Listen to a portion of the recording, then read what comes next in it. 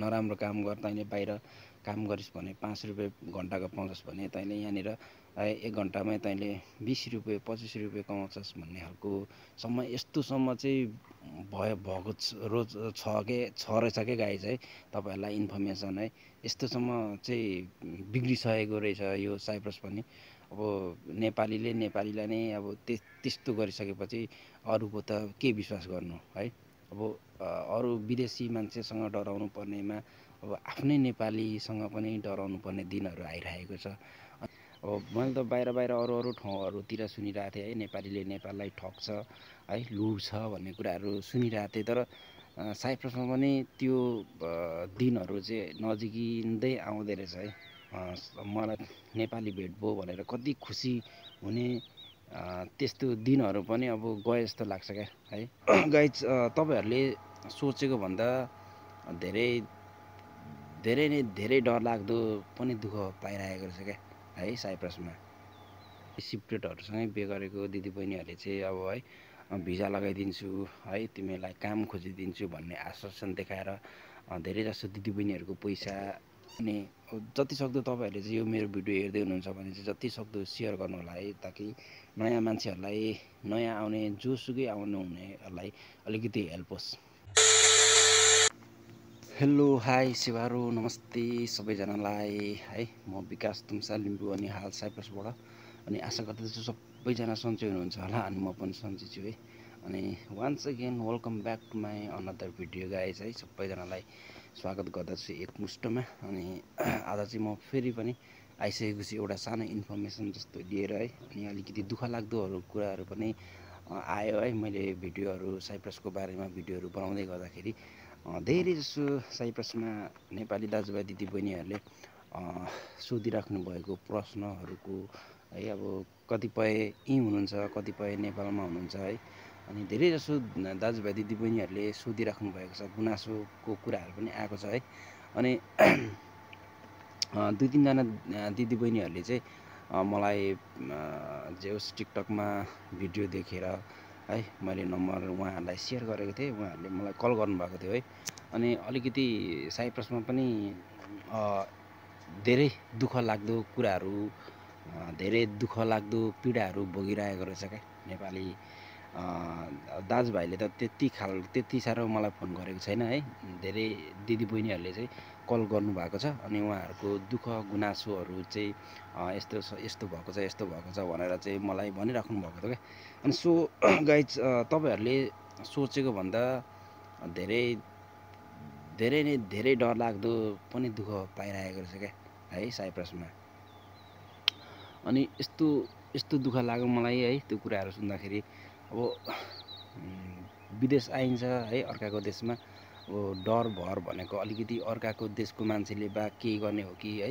अब हुन्छ नि त, अर्काको देशको मान्छेको नेपाली भेट्यो भने त कति खुसी हुने, नेपाली अब है नेपाली भेट भयो भनेर कति खुसी हुने त्यस्तो दिनहरू पनि अब गए जस्तो लाग्छ क्या है।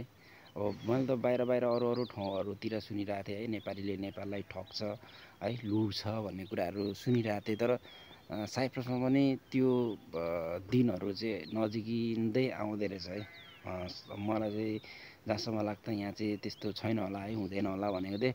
तर भित्रभित्रै हुँदै रहेछ है यो कुराहरू। तपाईँहरूलाई जानकारी है, साइप्रसमा पनि नेपालीले नेपालीलाई नै ठगिरहेको छ है, पैसादेखि लिएर हरेक कुराहरू है। साइप्रसमा पनि हाम्रो नेपाली दिदीबहिनीहरूले है, अब के भन्छ, यहीँ साइप्रसमै बिहे गरेको, साइप्रसकै सिप्रेटहरूसँगै बिहे गरेको दिदीबहिनीहरूले चाहिँ अब है भिजा लगाइदिन्छु है, तिमीलाई काम खोजिदिन्छु भन्ने आश्वासन देखाएर धेरैजसो दिदीबहिनीहरूको पैसा यी नेपाली हाम्रै चेलीबेटीहरूले यहाँको सिप्रेटरसँग बिहे गरेको है, बिहे गरेर अनि यहीँ घर जम बसाएको दिदीबहिनीहरूले चाहिँ के भन्छ, अब सबैलाई त भनेको होइन है, जसले गर्दै त्यस्तो काम गर्नुभएको छ उहाँलाई भनेको है। तपाईँहरूले अनाथ नसम्झिनु होला, यसरी आयो यसरी बोल्यो भनेर। तर धेरै दिदीबहिनीहरूको गुनासो आयो क्या है, यस्तो छ दाइ, हामी यस्तो पीडासँग यस्तो सङ्घर्ष गरिरहेको छौँ, यस्तो समस्यासँग लडिरहेको छौँ भन्ने फोन है म्यासेजहरू कति आइरहेको छ क्या मलाई। अनि केही हुन्छ कि कसरी गर्ने के गर्ने अब है त्यस्तो खालको कुराहरू पनि आएको छ क्या। अनि के भन्छ यहीँ बिहे गरेको सिप्रेटसँगै बिहे गरेको हाम्रो नेपाली दिदी होला सायद है। अनि उहाँहरूले चाहिँ जेस म काम लगाइदिन्छु है, तेरो आउट लिभिङ भिजा लगाइदिन्छु भनेर चाहिँ अब पैसा लिएको है, पासपोर्टसँगै राखेको। अनि अब त्यो काम नगरिदिने है, अब पैसा त लियो, पैसा 2200 युरो लिइसके अनि अब भिजै नलगाइदिने है। अनि के भन्छ यस्तोसम्म भएको रहेछ कि है दिदीबहिनीहरूलाई अब आफ्नै अपार्टमेन्टमा राखेर अब यहाँको सिप्रेट बुढोहरूसँग जे होस् नराम्रो काम गर है, नराम्रो काम गर, तैँले बाहिर काम गरिस् भने 5 रुपियाँ घन्टाको पाउँछस् भने तैँले यहाँनिर 1 घन्टामै तैँले 20 रुपियाँ 25 रुपियाँ कमाउँछस् भन्ने खालको सम्म यस्तोसम्म चाहिँ भएको छ रहेछ क्या गाइज है। तपाईँहरूलाई इन्फर्मेसन है, यस्तोसम्म चाहिँ बिग्रिसकेको रहेछ यो साइप्रस पनि। अब नेपालीलाई नै अब त्यस्तो गरिसकेपछि अरूको त के विश्वास गर्नु है। अब अरू विदेशी मान्छेसँग डराउनु पर्नेमा अब आफ्नै नेपालीसँग पनि डराउनु पर्ने दिनहरू आइरहेको छ। अनि जतिसक्दो तपाईँहरूले चाहिँ यो मेरो भिडियो हेर्दै हुनुहुन्छ भने चाहिँ जतिसक्दो सेयर गर्नु होला है, ताकि नयाँ मान्छेहरूलाई, नयाँ आउने जोसुकै आउनुहुनेहरूलाई अलिकति हेल्प होस्। अनि मैले बारम्बार भनिरहेको छु तपाईँहरूलाई, यदि साइप्रस आउँदै हुनुहुन्छ भने, आउन चाहनुहुन्छ भने एटलिस्ट भाषा चाहिँ केही मात्रामा सिकेर आउनुहोस् है।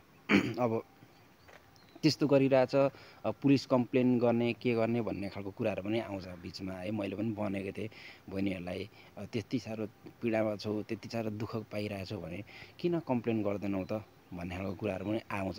अब त्यो कम्प्लेन गर्ने केही आधारै छैन है। आफू इलिगल भइसकिसक्यो, 6 महिना 7 महिना 8 महिना भइसक्यो है विदाउट भिजा बिना।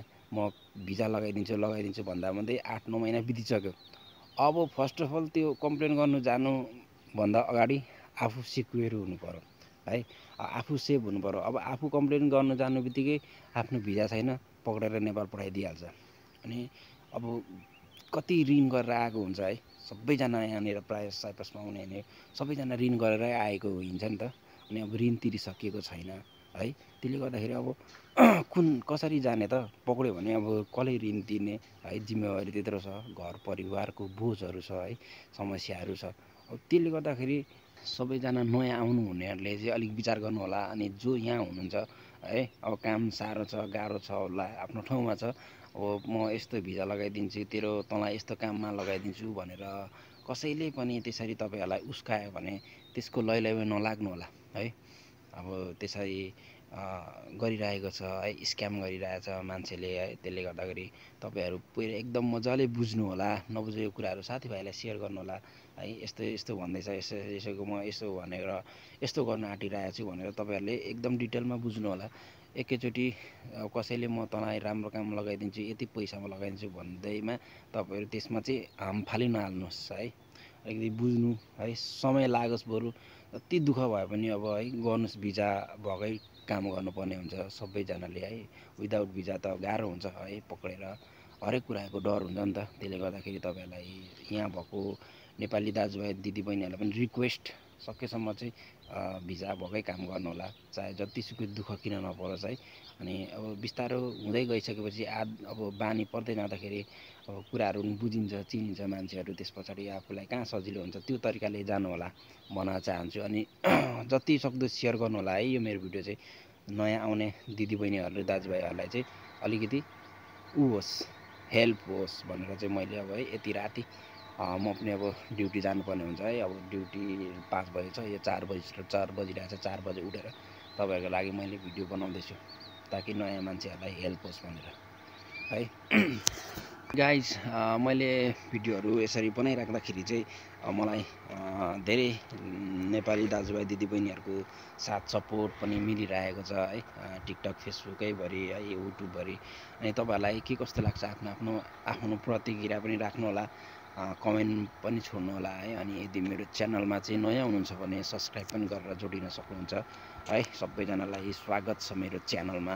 तपाईँहरूको साथ सपोर्ट पाएर नै है अझै भिडियोहरू कस्तो कस्तो हुन्छ के हुन्छ हरेक भिडियोहरूको आफूले जानेको इन्फर्मेसनहरू तपाईँलाई सेयर गर्नु अझै के भन्छ रुचि जाग्ने रहेछ, अझै एनर्जी आउने रहेछ क्या तपाईँहरूको कमेन्टले गर्दाखेरि। अनि 2-4जना के भन्छ कमेन्ट चाहिँ अलिकति के अरे साइप्रसको बारेमा यस्तो यस्तो भन्दाखेरि भिजा चेन्ज हुन्छ भन्ने खालको कुराहरूमा चाहिँ 2-3जनाले हुँदैन यता त्यता भनेर भनिराख्नु भएको थियो है। अब त्यो तपाईँहरूको ठाउँमा तपाईँहरूले जाने अनुसार गर्नुभयो, तपाईँहरूले बुझेअनुसार त्यो पनि ठिकै हो तपाईँहरूको ठाउँमा है। तर यहाँ चाहिँ यहाँको मान्छेले चाह्यो भने जे पनि हुन्छ है, किनभने हामीले चाहेर चाहिँ हुँदैन, यहाँको सिक्रेटले चाह्यो भने जे पनि हुने रहेछ। सो अब म पनि छुटिन चाहन्छु गाइज है, अब काममा पनि जानुपर्ने हुन्छ।